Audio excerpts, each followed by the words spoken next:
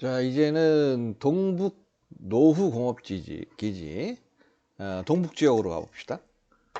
어, 앞 시간에 얘기했던 그 심천이나 광동 지역으로 따지면 동남 해안 지역, 이 지역은 그야말로 80년대 이후부터 부상하기 시작한 도시라고 볼 수 있습니다. 다시 말해서 등소평 시대에 포문을 열었던 그런 지역이고, 그 대표적인 도시가 션전이었다고 한다면, 지금 얘기하고 있는 이 지역은 마오쩌둥의 지역이라고 볼 수 있죠. 마오쩌둥이 1949년에 신중국을 건설한 이후부터 제1차 5개년 계획 1953년도에 시작됐죠. 그때부터 이제 소련식 경제발전 모델, 중공업 우선 정책, 이런 것들을 추진하면서 제일 중요한 전략 지역으로 떠오르는 것이 바로 동북 지역입니다. 위치적으로 볼 때도 동북 지역 하면 소련과 가장 가깝고요. 그렇죠? 또 그래서 또 내용적으로 봐도 중국에서 추구하는 것이 그 소련의 경제 모델이기 때문에 그렇게 될 수밖에 없는 거죠.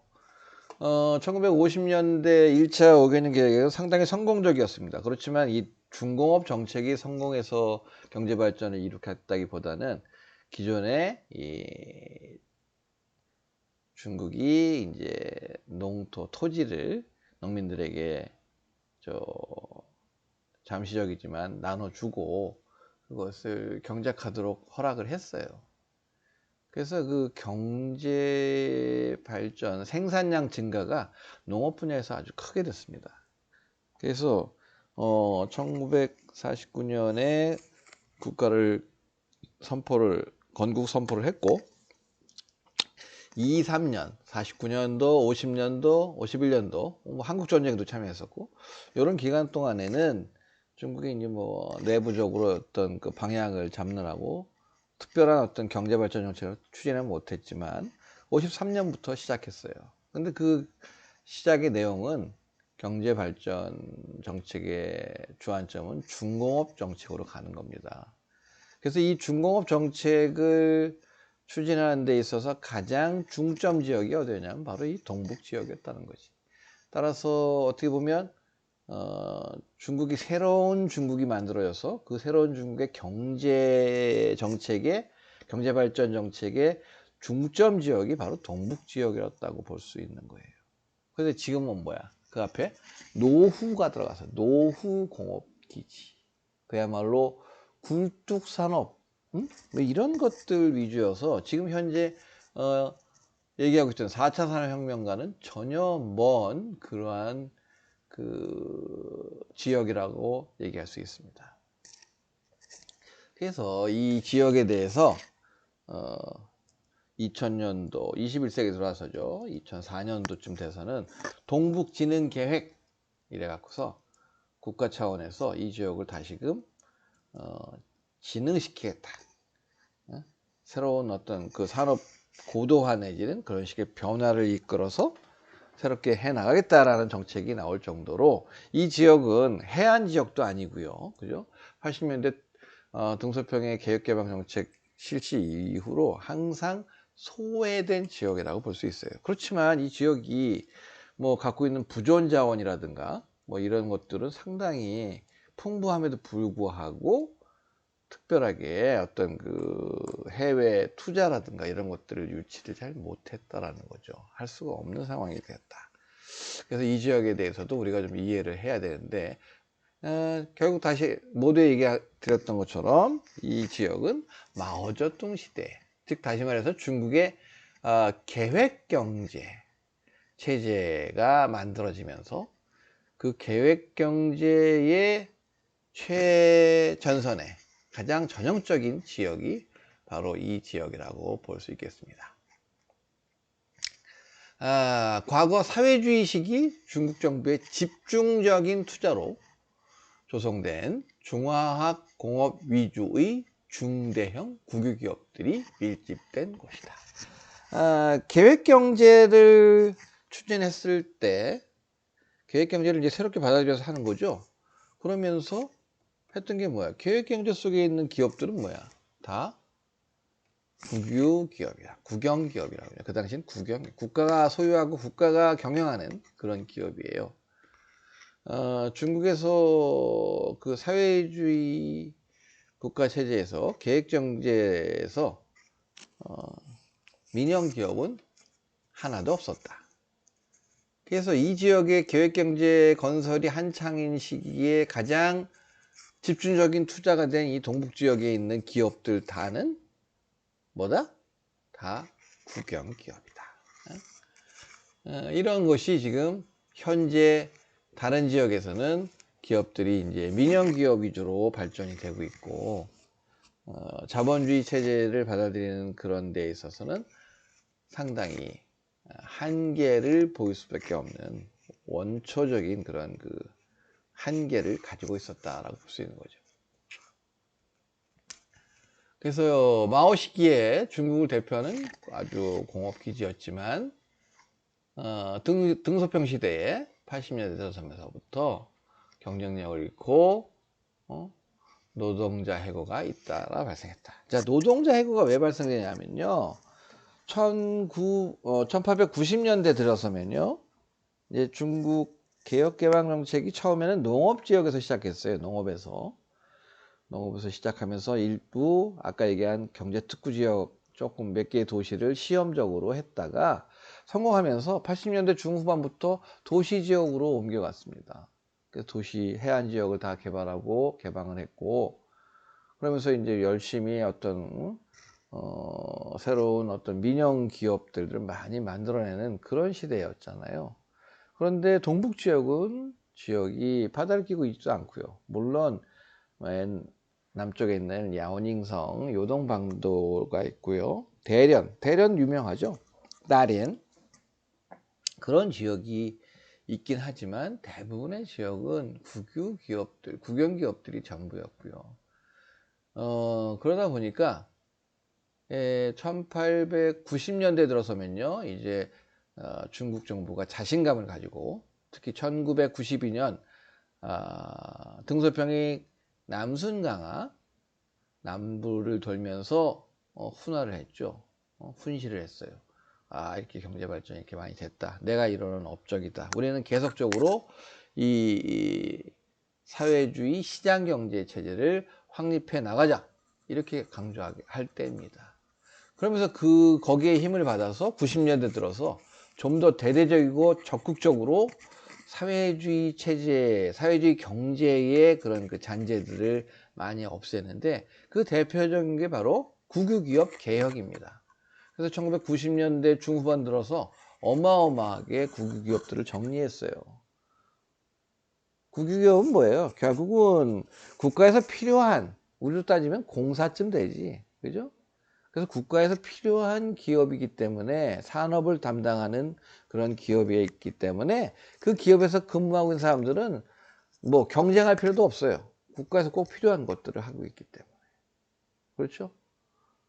그리고 뭐 열심히 해봐야 차등도 없어요.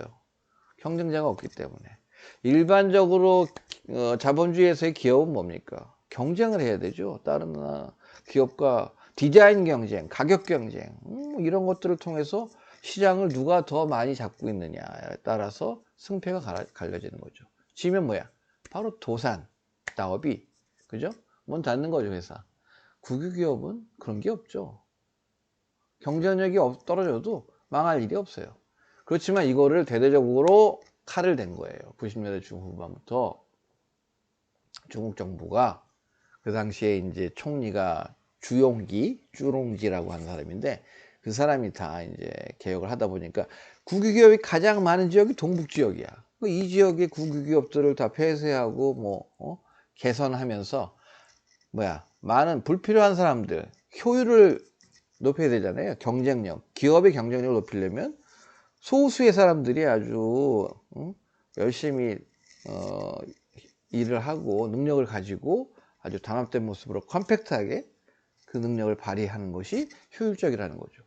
인원은 많은데 일하는 사람 아는 사람 별 구분도 없고 그냥 다 잔뜩 갖고 있는 게 국유기업이라는 거예요. 그래서 이 국유기업에서 대대적으로 감원을 했기 때문에 그래서 실업자들이 많이 발생했어요. 이 지역에서 경제 침체가 됐다라는 거지. 오히려 80년대, 90년대 들어서 다른 지역은 그 80년대 시작되었던 그런 경제 실험이 성공이 되어서 그 발판을 가지고 좀 더 도약할 수 있는 그런 시점에 여기는 실업률이 높아지는 그런 상황을 겪게 되었다는 거지. 즉 다시 말해서 실업자가 많아지면 뭐 경기 침체라는 거죠.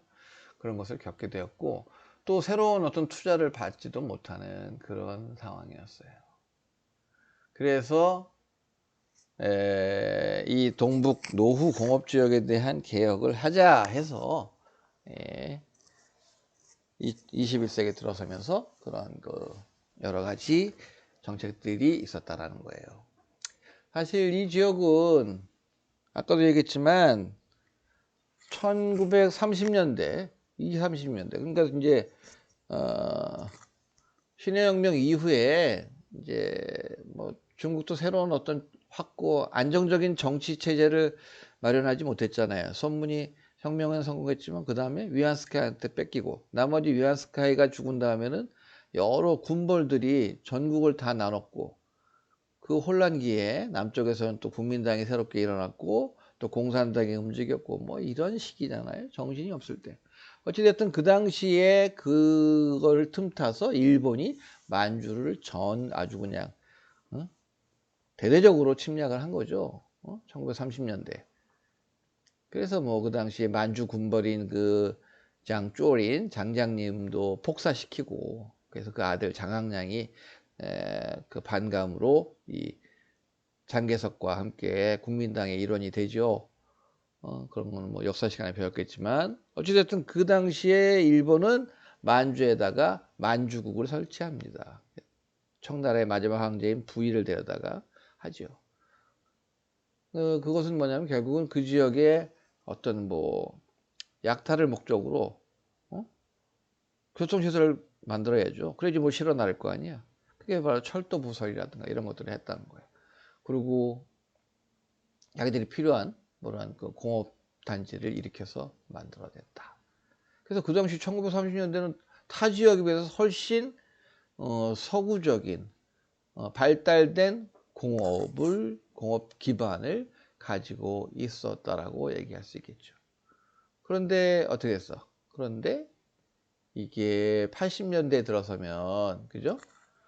1980년대에 등소평의 개혁개방 정책을 하면서 해안 지역의 그런 도시들을 중심으로 해외 자본과 기술이 들어왔고 그 지역의 경제 발전을 따라가지 못했다라는 거죠.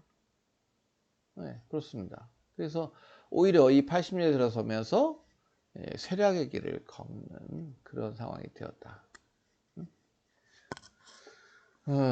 자, 지도를 보면 이 지역입니다. 이 북쪽이 뭐죠? 하얼빈은 헤이롱장 흑룡강성이고, 그 다음에 지린 길림성이고, 그 다음에 뭡니까? 그 다음이 랴오닝이에요. 랴오닝. 자, 헤이롱장이 제일 크네, 그지?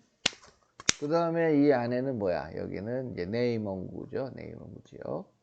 그래서 사실은 이 만리장성이 이쯤에 있죠. 이쯤에 이렇게 있는데 만리장성의 북쪽. 그러니까 그 뭐 몽고, 만주 이런 유목민족들의 그런 지역이었어요. 근데 어찌됐든 20세기 들어서서 이 초반에 이 지역을 한반도를 기반으로 해서 만주를 침략에 성공한 일본이 어찌됐든 식민지 시대이긴 하지만 많은 철도도 건설하고요.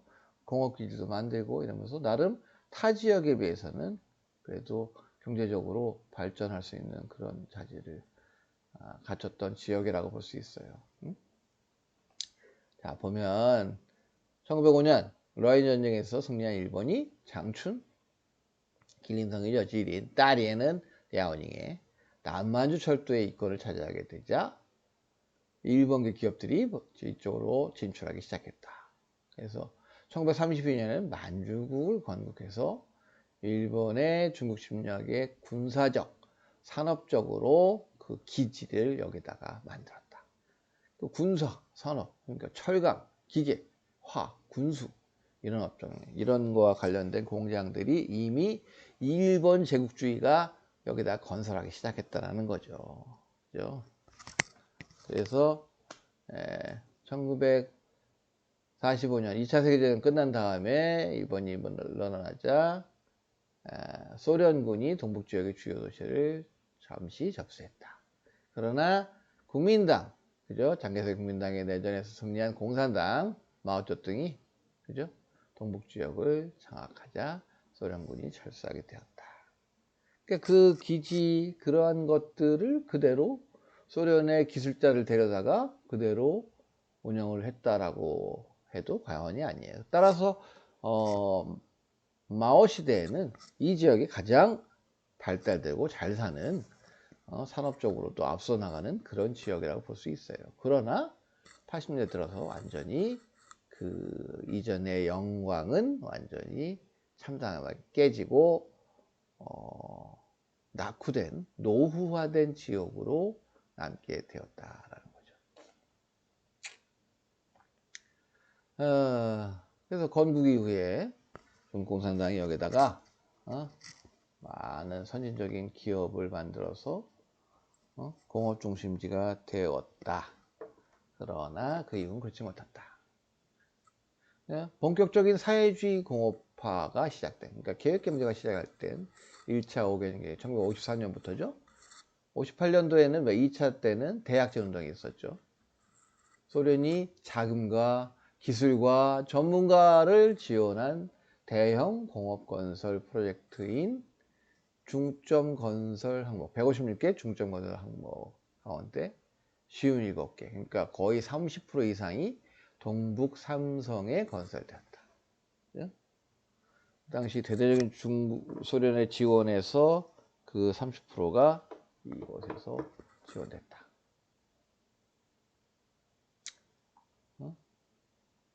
그래서 이를 계기로 동북 삼성은 사회주의 시기 최대의 중화학 공업기지가 되었다. 동북 지역은 공화국의 큰아들, 공화국의 짱빼, 그죠? 장비, 이런 시설, 이런 것들이 많이 있는 그런 곳이라고 불렸다라는 거죠.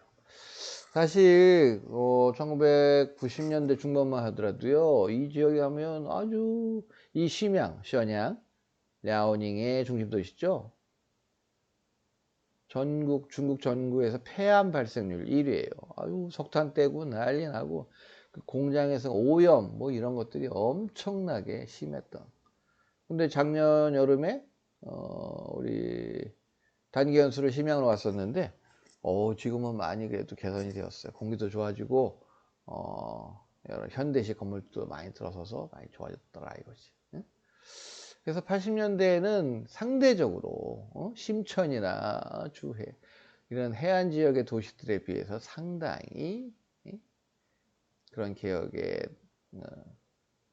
누락되어서 노후 공업 지역으로 이런 그런 오명을 쓰게 되었다.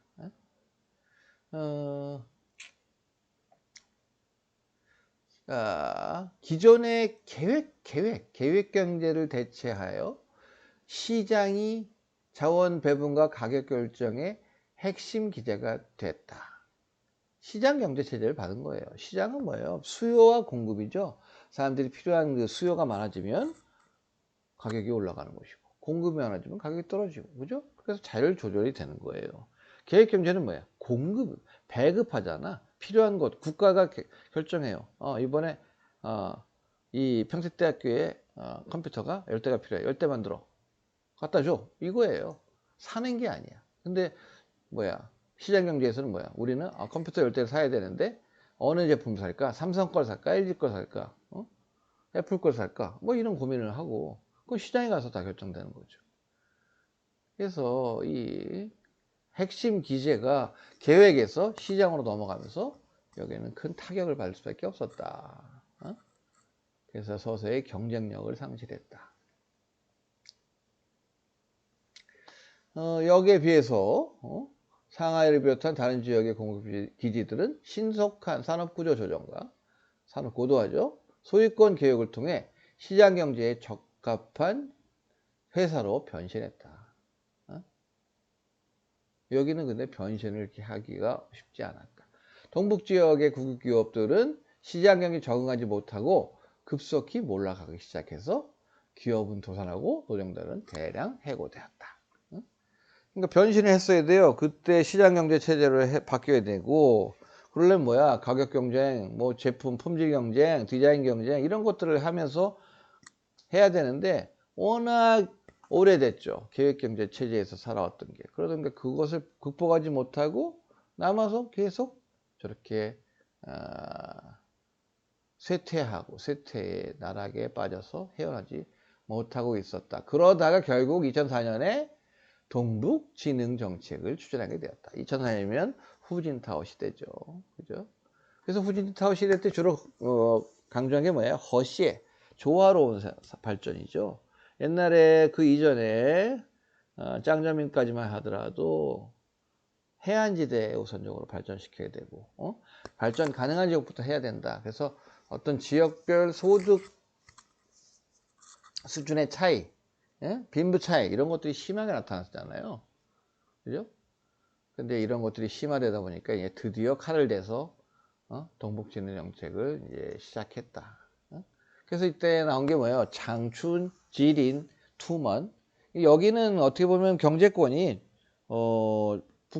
북한하고 소련, 그 다음에 그 바다로 나가면 그 바다로 나갈래도 한국, 북한을 거쳐야 돼요. 낮은 선봉 그런 지역으로 나가야 일본과도 할 수 있고 이런 그 교류의 어떤 그 국제적인 어떤 그 통상의 틀을 열어야 되는데 그게 안 되는 거죠.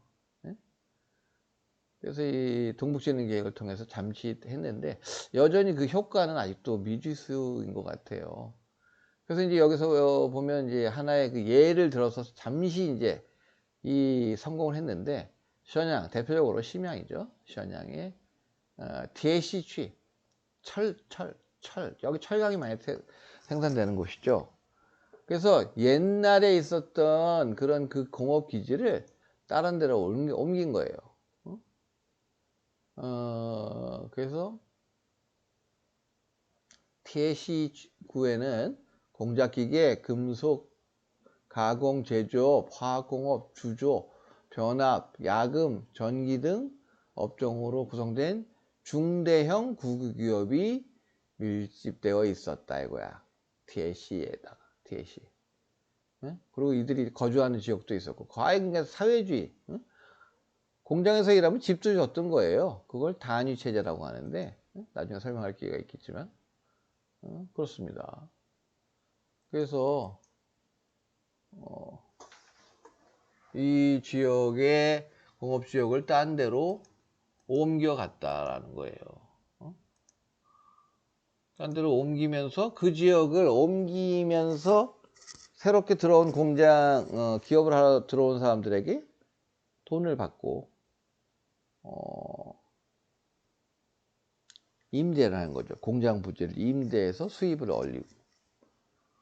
그게 잠시 좀 성공을 했어요. 그렇지만 그건 내부적으로 움직여서 국내의 어떤 자본이라든가 이런 거를 확보하는 데는 어느 정도 성공했지만 결국은 뭐냐면 근원적인 해결은 하지 못했다. 그래서 돌파구를 마련하는 중이지만 이 지역에 여전히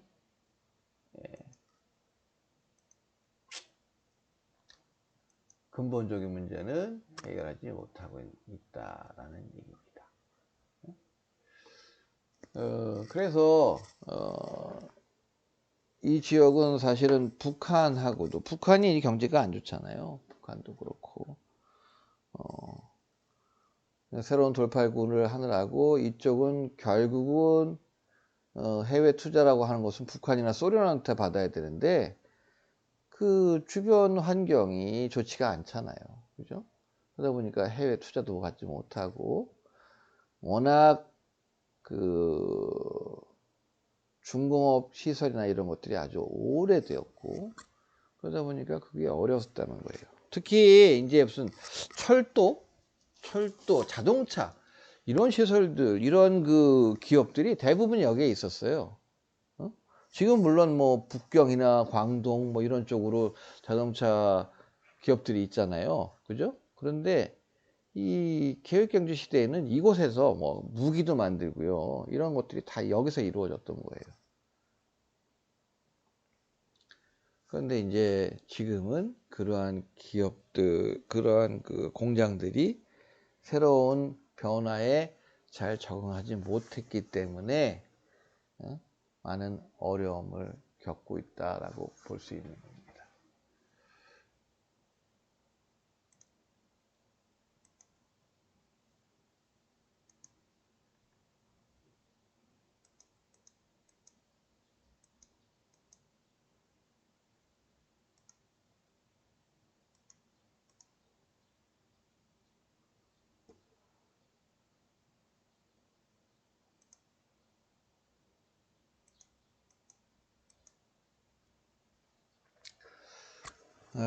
그래서 이 동북 지역은 지금 현재 중국의 어떤 그 경제 발전에서 새로운 난제로서, 현안으로서 이곳을 어떻게 고쳐 나가야 할까?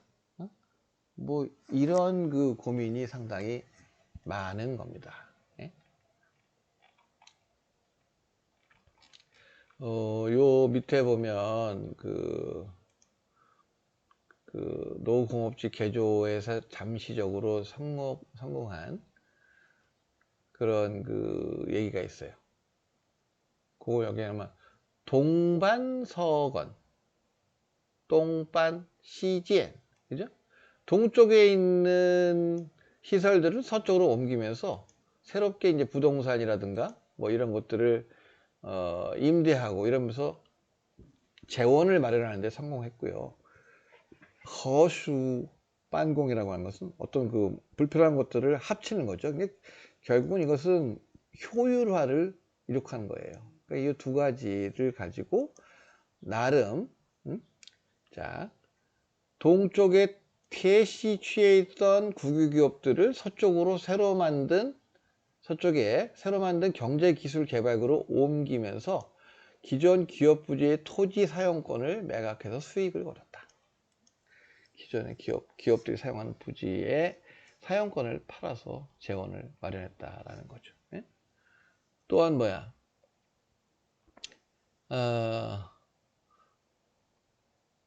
또 하나는 합섭항공, 그죠?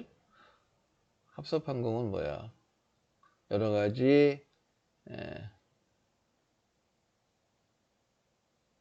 노후 공업기지 개조의 핵심 사안인 재정 문제를 토지 사용권 거래 수익을 통해 해결했다. 그 수익으로 체불 임금과 기업 이전 비용을 해결할 수 있게 되자 기업 부지의 토지 사용권 매각을 통한 재정 문제 해결을 상당히 유용하게 기능한다는 것을 이제 알게 되었다는 거고.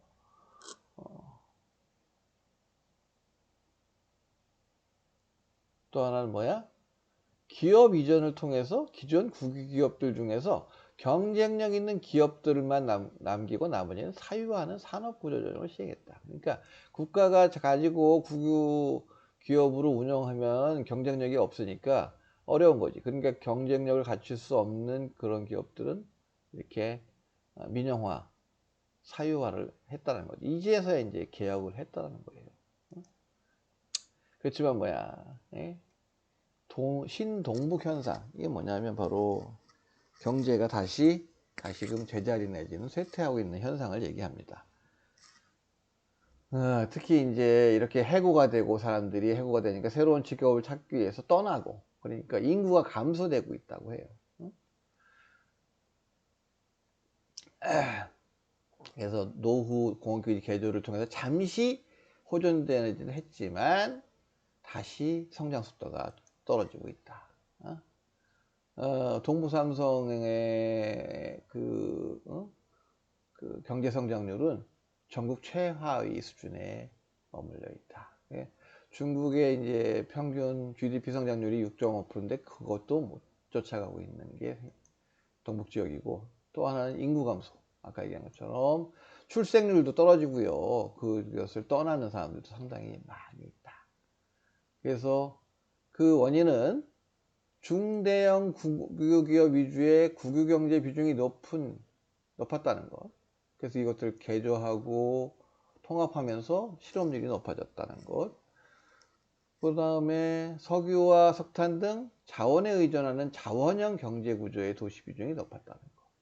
그러니까 이거 완전히 뭐 에너지라든가 이런 건 국가급이죠. 국가의 어떤 자원을 보호한다는 점에서 민영화될 수 없는 그런 기업들이에요. 그죠? 이러한 것들 때문에 중국 동북 지역은 여러 가지 경제 발전에서 낙후될 수밖에 없었다라는 거죠. 그래서 이제 이 지역의 어떤 그런 희망은 뭐냐? 특수성을 봐야 된다. 사회주의 시기 동북 지역의 도시들은 주로 중대형 국유기업들로 구성되어 있었다. 이들 기업은 소재 지역 해당 정부가 아니라 중앙정부의 해당 부처에 직속되었다. 예를 들면 이제 철도 기관 제작 이런 것들은 국가 차원의 중앙 부처가 있단 말이야. 철도청이 있단 말이야. 그러니까 철도청의 소속이라는 거야.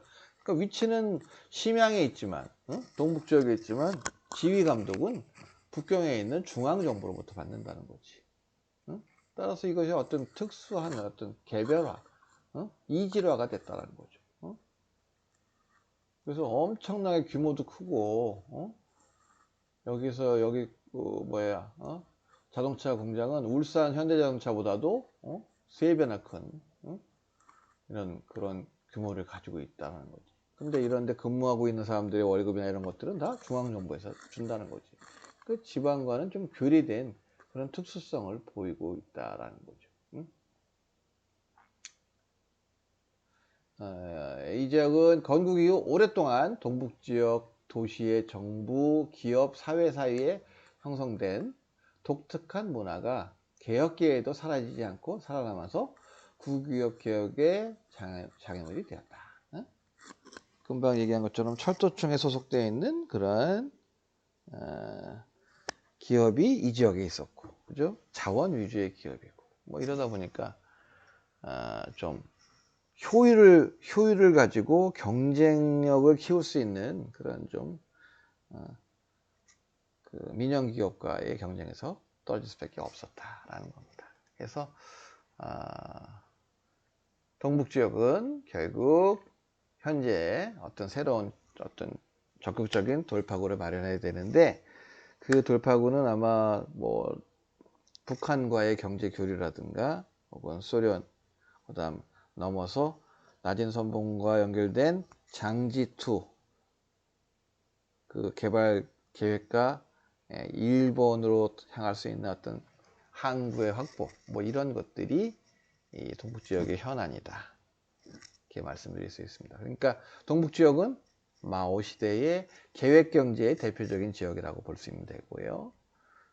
중국의 동남 해안 지역, 심천을 중심으로 한 그런 지역은 등소평의 시장경제, 사회주의 시장경제 체제의 지역이라고 볼 수 있고, 따라서 경제발전의 수준 차이가 상당히 나고 있다라고 이해하면 되겠습니다. 그래서 오늘은 이렇게 중국의 어떤 특정, 아주 큰 차이를 보고 있는 두 지역에 대한 설명을 했습니다. 오늘 여기까지 하겠어요.